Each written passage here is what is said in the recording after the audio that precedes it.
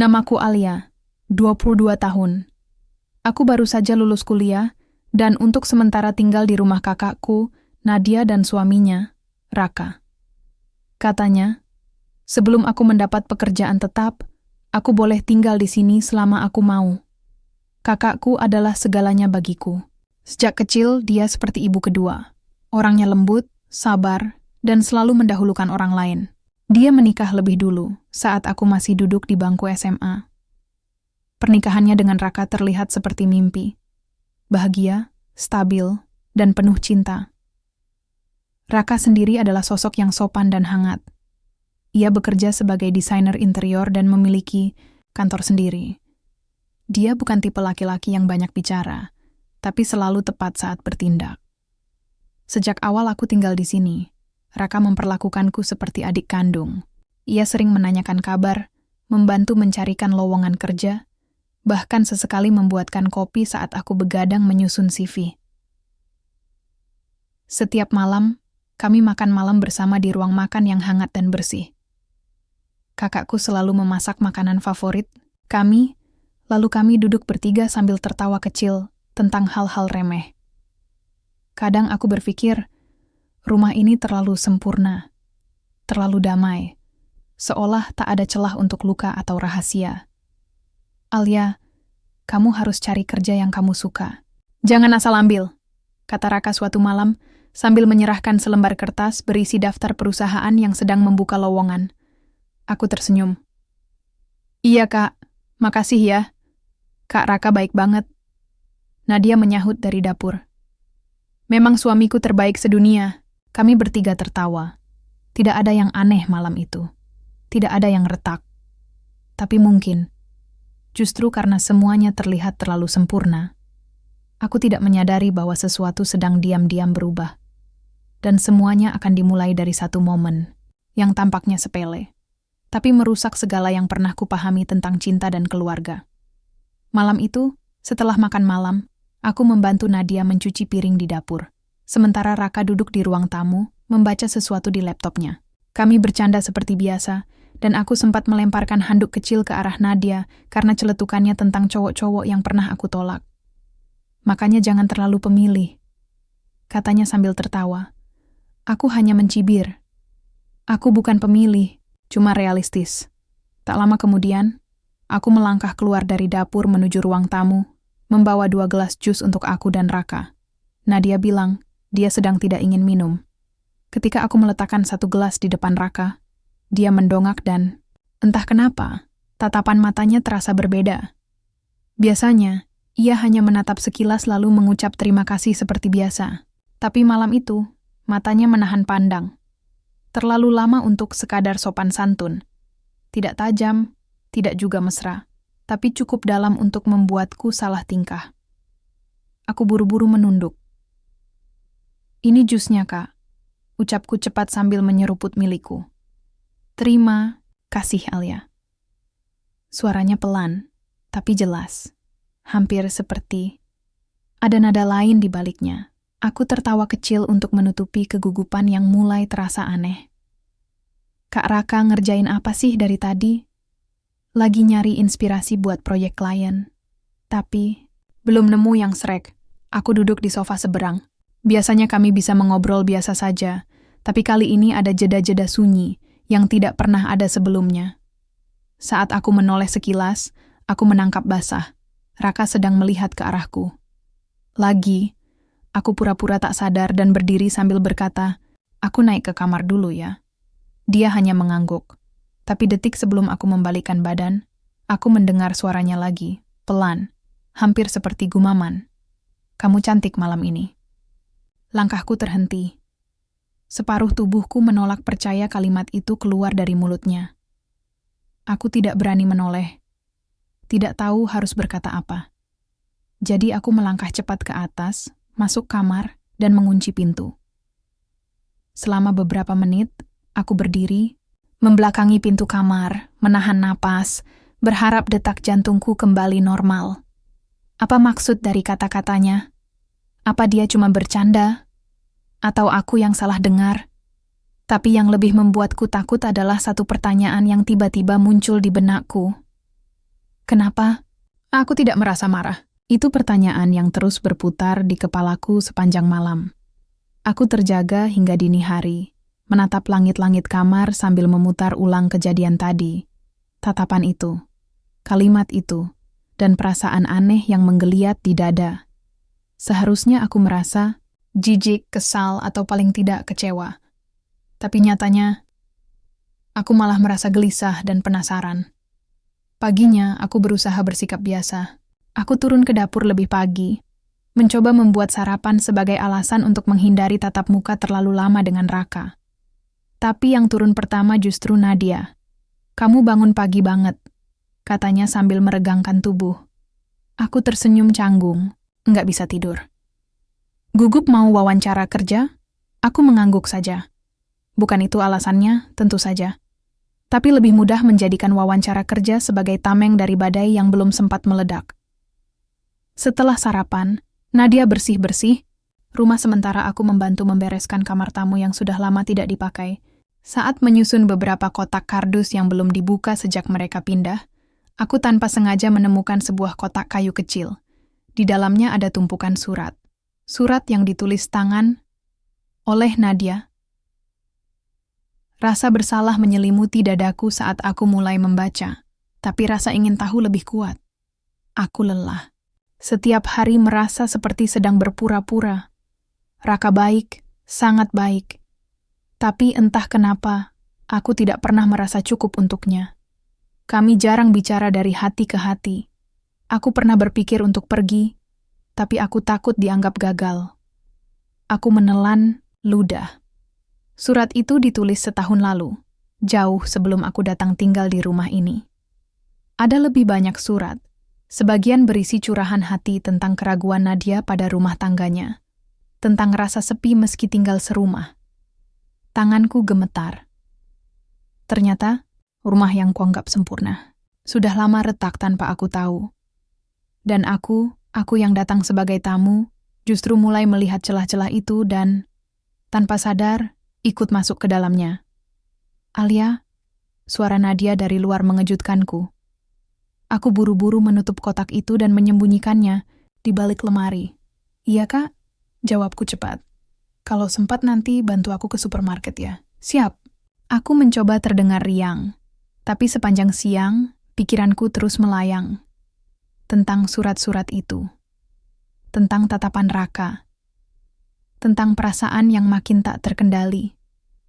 Dan untuk pertama kalinya, aku merasa ada sesuatu yang rapuh di antara kami bertiga. Sesuatu yang bisa patah kapan saja jika aku melangkah terlalu dekat. Aku tahu aku harus berhenti. Tapi kenapa perasaan ini justru tumbuh semakin kuat? Awalnya aku kira ini hanya kekaguman sesaat, perasaan bingung karena tinggal serumah terlalu lama. Tapi semakin aku mencoba menjauh, semakin aku ingin tahu lebih banyak tentang dia. Tentang Raka. Sikapnya padaku makin sulit untuk dianggap sekadar basa-basi. Ia mulai sering menyapaku lebih dulu, menyisipkan pujian-pujian kecil yang membuat pipiku panas. Dan anehnya, aku tidak menolaknya. Bahkan, aku menunggu. Suatu sore, Nadia pulang lebih larut dari biasanya karena ada rapat dadakan di kantornya. Raka dan aku hanya berdua di rumah. Aku duduk di teras belakang, membaca buku, mencoba menghindari percakapan langsung dengannya. Tapi tentu saja takdir seolah sedang bermain-main denganku. Sendirian di luar, tumben, suara Raka membuatku menoleh cepat. Aku tersenyum kecil, butuh udara segar. Ia ikut duduk di kursi sebelahku, membawa 2 cangkir teh. Aku buatkan teh, biar santainya lengkap. Aku menerimanya dengan gugup. "Terima kasih, Kak." Kami duduk dalam diam sejenak, hanya suara dedaunan dan angin. Sore yang terdengar. Tapi lalu dia bicara. Suaranya datar namun jelas. "Alia, apa kamu merasa tak nyaman tinggal di sini?" Aku menoleh. "Enggak kok. Kenapa tanya begitu?"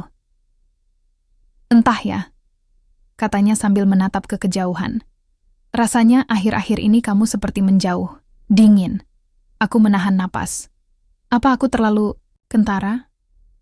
Atau justru dia sengaja membacaku?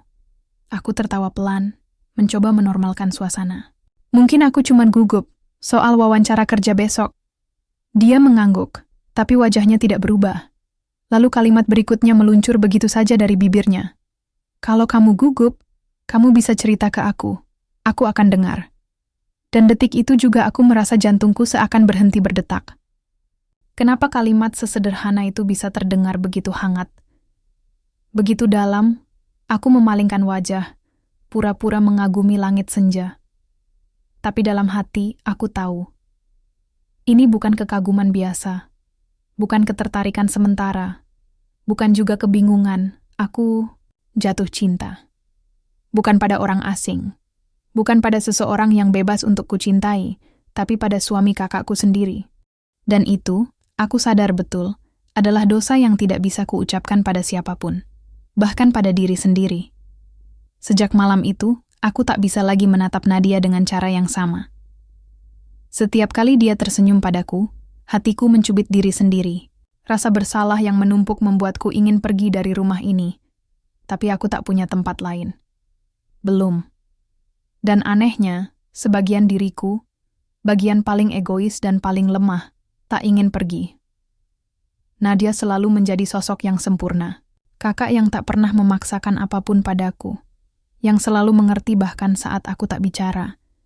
Tapi kini, aku menyimpan rahasia yang bisa menghancurkan dunia kecil yang sudah dia bangun dengan sepenuh hati. Siang itu, saat aku sedang menyortir pakaian di kamar, Nadia masuk sambil membawa bungkusan kecil. Alia, aku belikan dress ini buat kamu, buat wawancara kerja besok ya. Semoga cocok. Aku menatapnya. Wajahnya cerah, polos, begitu tulus. Dan aku hampir menangis. Kenapa, Dek? Gak suka warnanya? Tanyanya pelan. Aku menggeleng cepat, lalu memeluknya tanpa berkata apa-apa. Dia sempat kaget, tapi membalas pelukan itu hangat. Aku selalu sayang kamu, tahu. Dan saat itu, aku benar-benar ingin jujur. Ingin bilang, Kak, maaf, aku mencintai suamimu. Tapi bagaimana bisa? Bagaimana aku bisa merusak semua ini? Malam harinya aku mendengar Nadia dan Raka bicara di ruang kerja. Aku tak sengaja melewati lorong dan mendengar suara Nadia sedikit meninggi. Kamu berubah, Rak. Belakangan ini kamu lebih sering diam. Bahkan, pandanganmu seperti sedang menjauh. Aku cuma capek, jawab Raka singkat. Aku berdiri mematung di balik dinding, tak berani bergerak. Tapi isi percakapan mereka menghantamku seperti badai. Nadia mulai merasa ada yang salah. Dan itu karena aku. Semakin aku mendengar, semakin aku yakin. Aku telah menjadi bayangan di antara mereka. Bayangan yang perlahan mencuri cahaya. Keesokan, paginya, aku memutuskan untuk keluar rumah. Bukan untuk wawancara, tapi untuk menjauh sejenak. Aku duduk sendiri di taman kota, mencoba menata hati. Tapi, pesan dari Raka muncul di ponselku. Kamu di mana? Aku tak langsung membalas. Lalu satu pesan lagi masuk. Aku ingin bicara. Aku tak bisa menahan ini lebih lama. Dan hatiku langsung gemetar. Aku tahu. Apapun yang akan terjadi setelah ini, tak akan ada jalan kembali. Tanganku gemetar saat menggenggam ponsel. Pesan Raka yang terakhir seperti memecahkan tembok terakhir yang selama ini kubangun. Aku ingin bicara. Aku tak bisa menahan ini lebih lama. Aku tidak langsung menjawab. Aku berjalan menyusuri trotoar taman, melewati bangku-bangku kosong, mencoba menenangkan diri. Tapi semuanya terasa seperti bayangan kabur. Semua suara jadi jauh, semua langkah seperti tanpa arah. Dan akhirnya, jari-jariku mengetik satu kalimat. Aku di taman kota, dekat air mancur. Butuh waktu hanya 10 menit untuk dia sampai. Tapi waktu terasa melambat saat sosok Raka muncul dari kejauhan. Ia mengenakan kemeja putih yang tergulung di lengan, wajahnya tegang tapi matanya seolah sudah bicara bahkan sebelum bibirnya terbuka. Kami duduk di bangku yang sama, sunyi, lama. Lalu dia berkata, pelan, aku tidak ingin menyakitimu, atau Nadia. Tapi aku juga tidak bisa terus pura-pura. Aku menunduk. Kak, kita nggak seharusnya di sini. Nggak seharusnya begini. Tapi kamu tahu, Alia, aku bukan cuma bingung. Aku jatuh cinta padamu. Dadaku seperti ditikam oleh kata-kata yang dulu hanya berani kubisikkan dalam hati. Kalimat itu seharusnya membuatku bahagia, kalau bukan karena situasi kami. Tapi nyatanya, air mataku malah jatuh, perlahan, tanpa bisa dicegah. Kenapa harus aku, Kak? Tanyaku dengan suara parau. Dia mengusap wajahnya yang lelah. Aku tidak tahu. Aku juga benci diriku sendiri karena ini. Tapi setiap kali aku bicara denganmu, setiap kali kamu tersenyum, aku merasa hidup lagi. Sesuatu yang sudah lama hilang. Aku menatapnya, dan untuk pertama kalinya, kami tidak menghindar. Tatapan kami saling mengikat, seperti tali yang tak bisa diputus. Aku tahu ini salah, tapi hatiku tak mau tunduk pada logika. Aku ingin memeluknya. Aku ingin berlari. Aku ingin menangis sekeras-kerasnya. Tapi aku hanya duduk di situ, mematung, dengan seluruh dunia yang terasa runtuh pelan-pelan di sekelilingku. Alia, katanya lagi, lebih pelan. Kalau kamu bilang kita harus berhenti sekarang juga, aku akan mundur.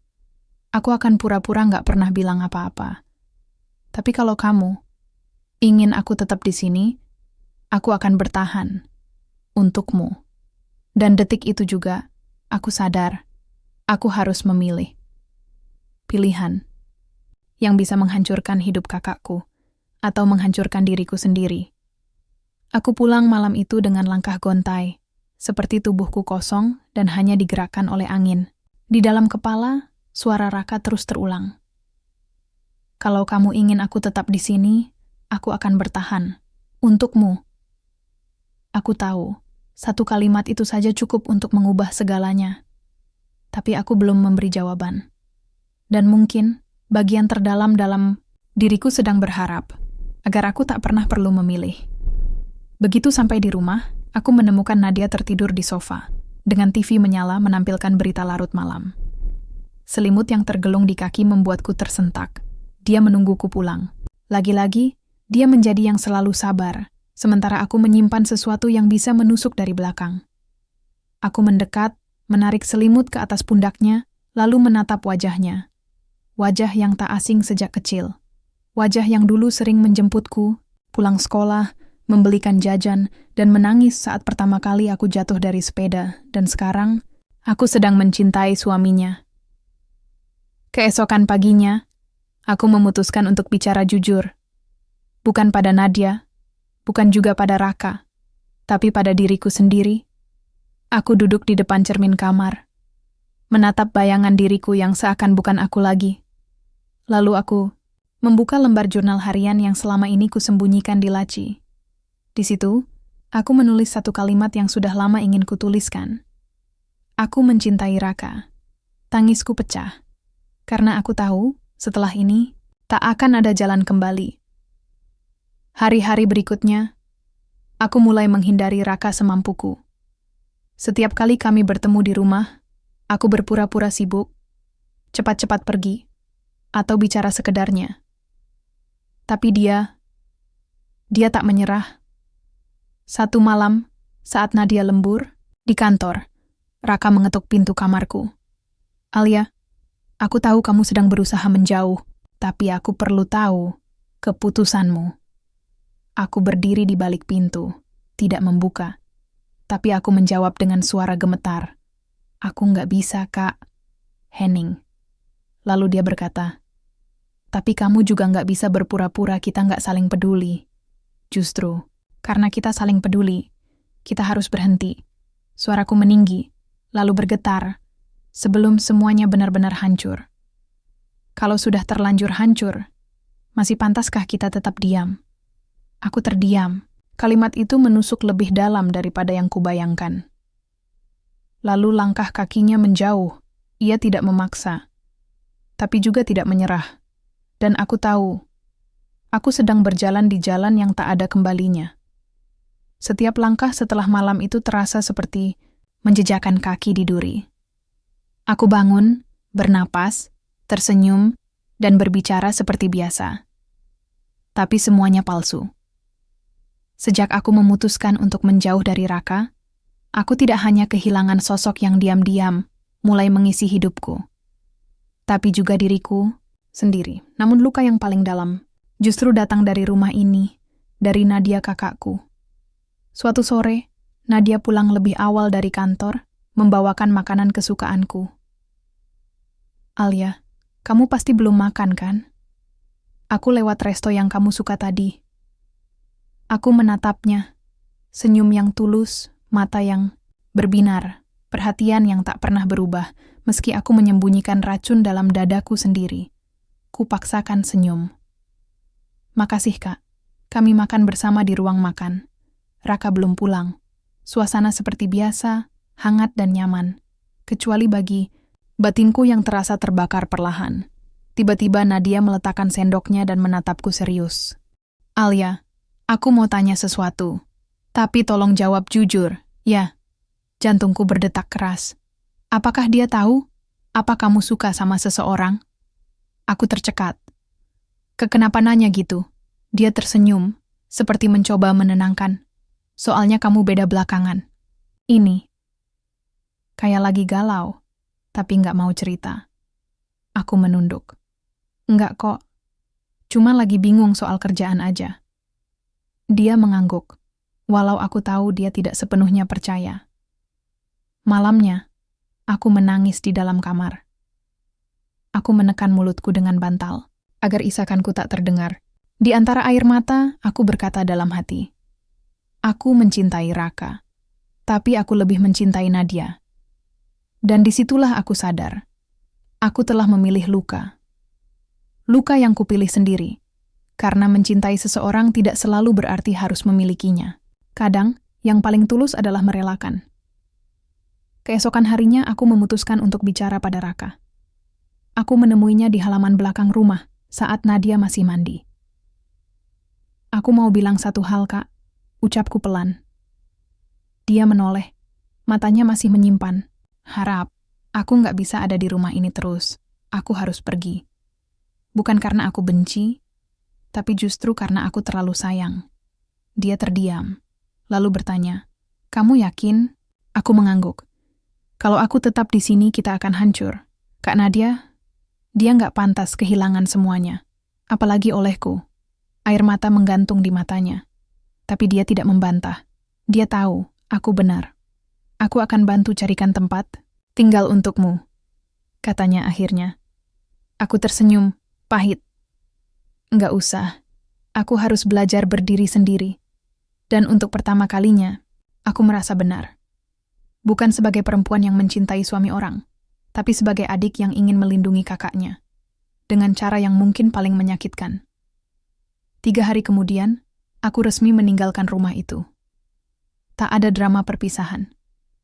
Aku hanya bilang pada Nadia bahwa aku diterima magang di luar kota dan perlu waktu untuk fokus. Dia memelukku, menahan tangis, tapi tetap memberi restu. Seperti biasa, Nadia selalu menjadi yang paling mengerti, meski tak pernah benar-benar tahu apa yang aku sembunyikan.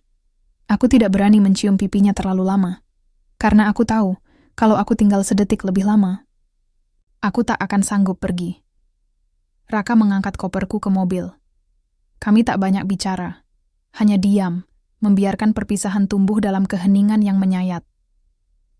Tapi sebelum aku masuk ke dalam mobil, dia menggenggam tanganku.